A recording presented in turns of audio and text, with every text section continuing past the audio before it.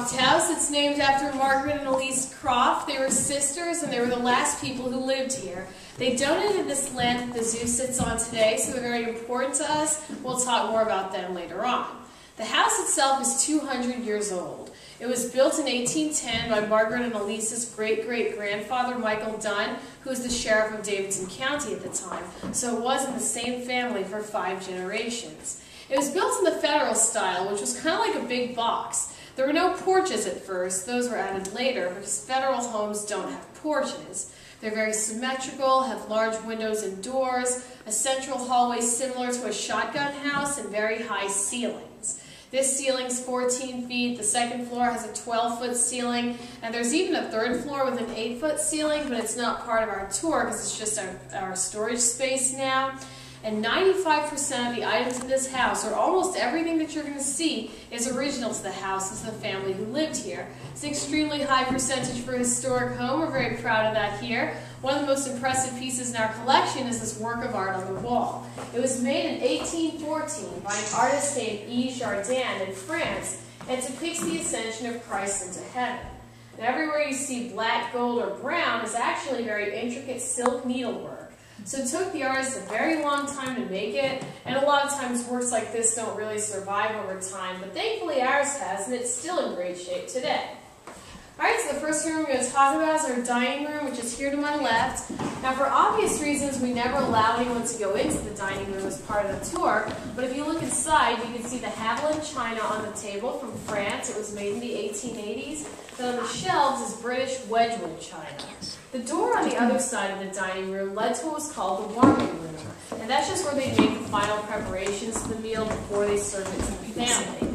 Kitchens were separate buildings in those days, and you'll see the kitchen later in the tour when you go upstairs on the back porch. And they were separate because, first of all, they generated way too much excess heat in the summertime, and second of all, because they were major fire hazards. So if the kitchens went up in flames, as they did from time to time, at least you didn't have to worry about the whole house burning to the ground. Alright, so the next room we're going to talk about, we are going to go into this one, and that's our ladies' parlor.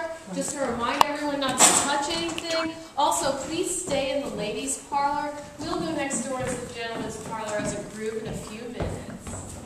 Okay. Pants. Okay.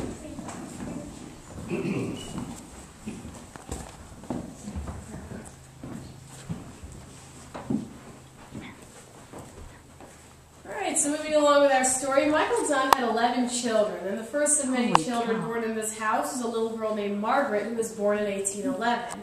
She grew up and married Lee Shute, S-H-U-T-E, and they lived in Sumner County, which is a little north of here, but Lee always wanted this property, so he bought it from his father-in-law for $10,000 in 1846.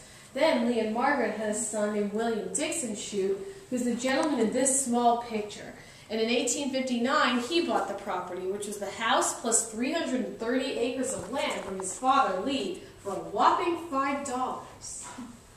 Alright, so William Dixon Shute married the lady in the oval portrait on the wall. Her name was Lavinia Hilliard, and she was from a very prominent Middle Tennessee family. The brooch that she's wearing contains a small picture of her mother, Lavinia Lanou, who passed away at the age of 20, 4 months after giving birth to her. It was her only child. And above the fireplace is Lavinia's grandmother, Mary Moore Murphy Hilliard. If you guys are familiar with the city of Murfreesboro, Tennessee, it was named after her father, Colonel Hardy Murphy, who was a Revolutionary War hero. Now, during the Civil War, the family was gone for a few years. They stayed in Mississippi with some of Lavinia's family till it was over, and there were never any battles fought on this property, but Union troops did use it as a campground. They never damaged the house, but the farm was completely destroyed by the end because of troops from both sides just moving back and forth over the land. So when the family returned in 1865, they had to start all over from scratch. Within a few years, William Dixon Shute was making lots of profit and decided to fix the house up a little. So between 1877 and 1881, there were lots of renovations on the house. That's when they added our front and back porches, which are done in the Italianate style. He also converted the fireplaces from wood burning to coal burning and named the farm Grassmere after Grosmere Lake in England, which was the subject of a lot of poems by William Wordsworth, who was one of his favorite poets.